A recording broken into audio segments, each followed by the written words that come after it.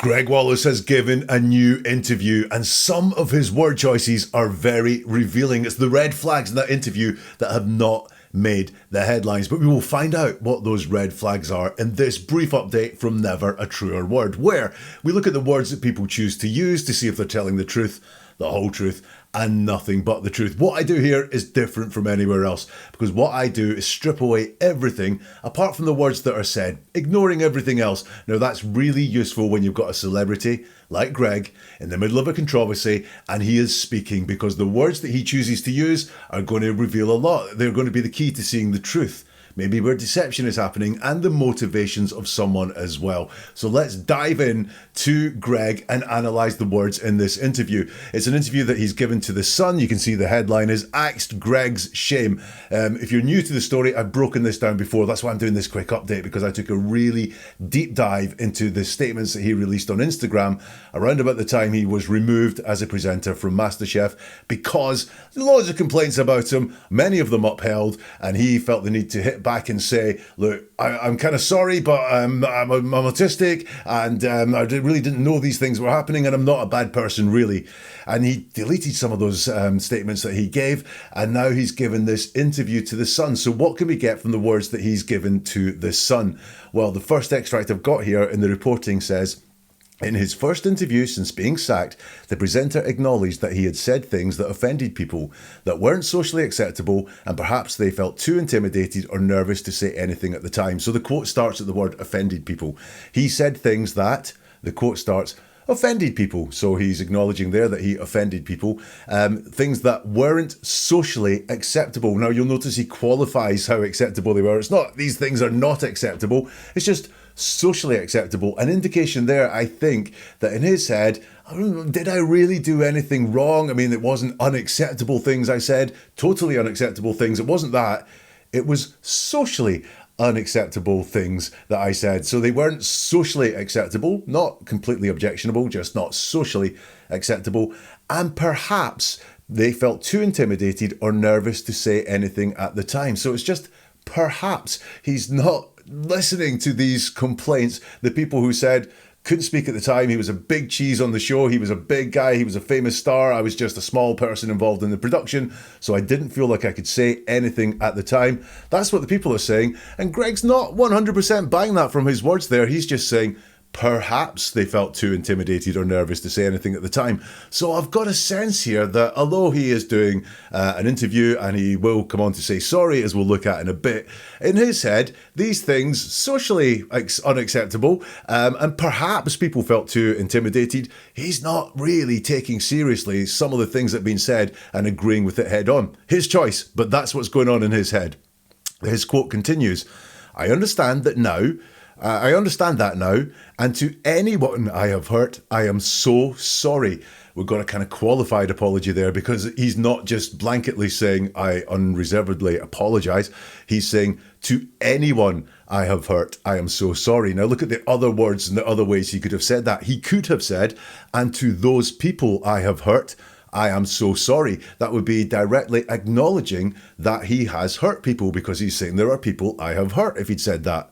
But that's not what he says. He says, and to anyone I have hurt. Well, anyone I have hurt can be the people I've hurt, or it can be no one. If no hurt has happened, and again, this is, I think the thought process that's in Gregg's mind is, maybe things happened, but maybe they didn't, or I don't really believe it was as bad as all that. So this is only to anyone I have hurt. It's in his mind that could be no one. No one could be suffering here. And I am so sorry. Now, that word so is a persuasive word. It turns the severity of the sentence up. It would mean the exact same thing if he said, I am sorry. It's just, I'm so sorry. Please believe how sorry I am. And because I don't think saying sorry is going to get through the message that I want to get through, I'm going to turn it up. I'm going to punch that one up, and I'm going to say, I am so sorry. The other thing I noticed there is he's not contracting words. So he's talking formally. I am so sorry. Got to be a bit careful here because I haven't seen a video of the interview. I'm only reading the quotes as written. But the way they write it there, he doesn't say, "I'm so sorry," which is a more conversational way of talking. It's a more formal, "I am so sorry." Sometimes when people are lying or really want to be believed, they use formal languages. They don't formal language. They don't contract the "I am" to "I'm." They say "I am," as if they're talking in court, talking very formally in order to be believed. "I am so sorry." The next quote I want to look at is, he says, "I'm not a groper. People think I've been taking my trousers down and exposing myself. I am not a flasher. People think I'm a sex pest. I am not." Once again, we've got that mix of the formal with the informal. You'll see, "I'm not a groper." Conversational, "I'm not a groper. People think I've been taking my trousers down." Not "I have been taking my trousers down." It's "I've been taking my trousers down." And then we get the formal thing. "I am not a flasher. People think I'm a sex pest." "I'm" is the contraction there. "I'm a sex pest. I am not." So we've got this mix of the formal, and the denials are the formal. "I am not. I am not a flasher." And then we have the informal. People think I've been taking my trousers down and I'm not a groper. Interesting repetition of the word people here. People, and it's about what people think. And I think this is something I saw in the statements that I looked at earlier that he posted on Instagram, is he's very, very acutely aware and worried about the public perception of him. He's been a famous person in the UK for a long time. So that's understandable. And this is how we can use language to just see what motivates a person. And this is really what people think. People think I've been taking my trousers down and exposing myself. People think I'm a sex pest. I'm interested here that he does say, "I'm not a groper." That's very straightforward. He doesn't consider that he is a groper. I believe that. "I'm not a groper." "I'm not a flasher." I believe that. It's very straightforward as well. People think I'm a sex pest. I am not. These are all straightforward. I don't think he considers that he is any of those things. He really believes he is not those things. Now, that's a personal definition and it's a personal belief. So other people may have a different definition, a different viewpoint of Gregg on this, but he really believes what he is saying there. But I'm interested here in the part where he says, "People think I've been taking my trousers down and exposing myself.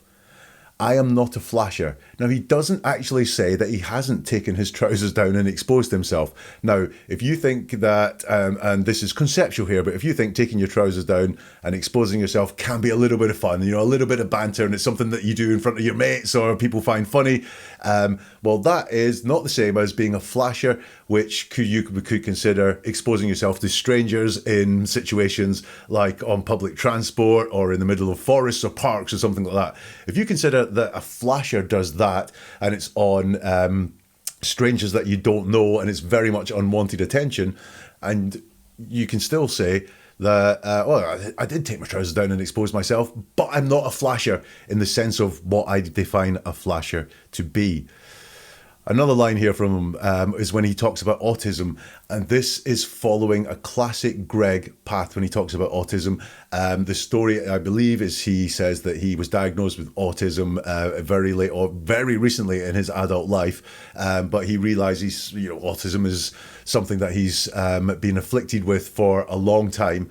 And that's explains some of the behaviour that people have complained about is Gregg's telling of the story. Oh, that's the intention he wants us to get. But I noticed in his first statements, he doesn't say his autism caused him to do these things. He talks about what autism was in general and how people in general behave when they have autism. And then he said he had an autism diagnosis, but he didn't join himself up there and formally say, because of my autism, I would do these things. And this is the exact same stuff. He says, "I know I struggle to read people. I know people find me weird. Autism is a disability, a registered disability." Two separate things. You'll see there's something that's very truthful there. Autism is a disability, a registered disability. That is very truthful, and he states that with truth. What he doesn't say is that he struggles to read people because of his autism. He doesn't say, "I know people find me weird because I'm autistic." He doesn't join himself to the autism. Once more, very consistently, he has autism on one corner of what he says. He has himself in the other one, but he doesn't join the two things together. and say, I realised that my autism has caused a lot of behaviour that I regret, or has been the driving force behind all these things, which autism charities have hit out about the impression that he was giving, but he doesn't actually say those words. The other thing I have there is that he doesn't say directly, very directly and truthfully, I struggle to read people. People find me weird. He takes some distance there and talks about what he knows. I know I struggle to read people. I know people find me weird. If you want to look into that a little bit more, look at some of Amber Heard's evidence in the trial that she had with Johnny Depp, where she talks about, I remember doing this, I remember doing that, rather than saying, I did this, I did that. She talks about, I remember. And here we have, I know.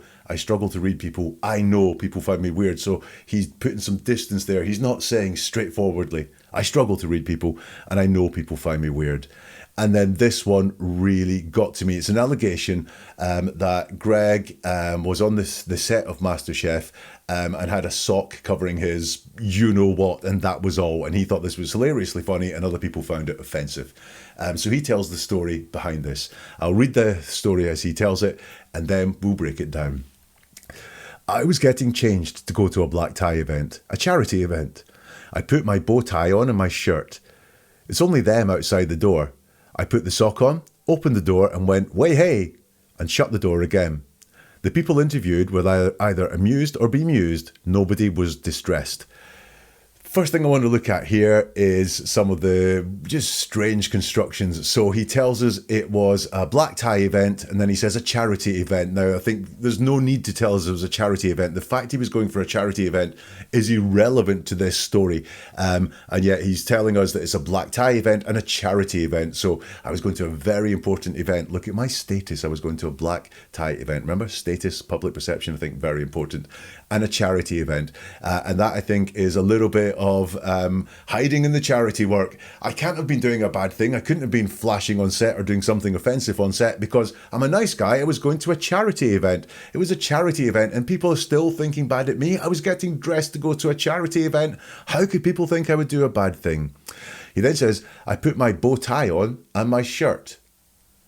Interesting order there, because when you get dressed like that, you tend to put on your shirt and tie. Shirt and tie is a well-known phrase. Tie and shirt is not a well-known phrase. We don't say tie and shirt. So why is this one back to front? Is it because it didn't happen? Because when we talk about things that didn't happen, we do get the words muddled up. We do say things that don't flow because we don't have the authentic experience inside us to translate into authentic words in our head. It has to go through a completely different part of our brain if we're making things up. Is that why we've got here this back to front? I put on my bow tie and my shirt. It's only them outside the door. I put the sock on. Doesn't say where. He doesn't say where he put the sock, and that's the real big part of the allegation is where he was wearing the short. The sock, rather. He doesn't say where, so he's downplaying and distancing from what went on there. So as much as if I had done this, I would not be telling this story and trying to excuse it in any way. And that's what he's doing, and it's his choice. He's not me. But he's downplaying what happened. He doesn't say where he put the sock on. Opened the door, went way hey, and shut the door again. Now, the one thing that really makes me think, is this the full truth? Is the tenses. Because when we tell a story from the past, we expect to use the past tense. If people use the present tense when they're telling a story from the past, something's up. And it could be that they're making the story up. Because what's happening when we make a story up is we're making it up in the present time in our head. We're making it up in real time, and therefore we're experiencing it for the first time in real time inside our head. And we may use present tense because it didn't happen in the past. It's happening now. Now look at the tenses. I was getting changed. Past tense, was and changed. To go to a black tie event, a charity event. I put my bow tie on and my shirt. I put my bow tie on, so that is past tense as well. It's not I'm putting my bow tie on. It's I put my bow tie on and my shirt. So two things in past tense. So these things happened. Then he says, it's only them outside the door. That's present tense. It's only them outside the door. It's not it was only them outside the door, past tense, or they were the only people outside the door, or anything like that. It's a present tense statement. It's only them outside the door. And then we've got there to back to past tense. I put the sock on, opened the door, went way hey and shut the door again. So all back to past tense. And finally he says, the people interviewed were either amused or bemused. Nobody was distressed. Which all sounds very fine. People were either amused or bemused. Nobody was distressed. And yet he talks about the people interviewed. He doesn't talk about everyone that was present or anything like that. He's only talking about the reaction of the people interviewed. He's being very qualified when he talks there. So there's a quick dive into this interview that Gregg gave. I worry about that story. I'm not sure how true that story is. I think there are some elements of truth in it, but I think it's curated truth that is there and qualified truth that is there as well. The autism consistency in the way he talks about it, he never joins himself up and fully commits to talking about how autism may have led to some of his behaviours going on there as well. So it's classic Gregg. And the apology, I think it's in his head that, I didn't really do anything wrong. I've got to say sorry and move on from this. But in my head, maybe I didn't do anything wrong and everyone else is in the wrong here. So this is a breakdown of Gregg Wallace. If you like that, there is another episode on Gregg Wallace that you can look into about his Instagram statements. And neveratruerword.com is the website. Right there, you can find a whole load more videos, especially ones on celebrity apologies and denials. Are they telling the truth? What do their words reveal? Have a look at all that on neveratruerword.com, and we'll see you soon for something new from Never a Truer Word.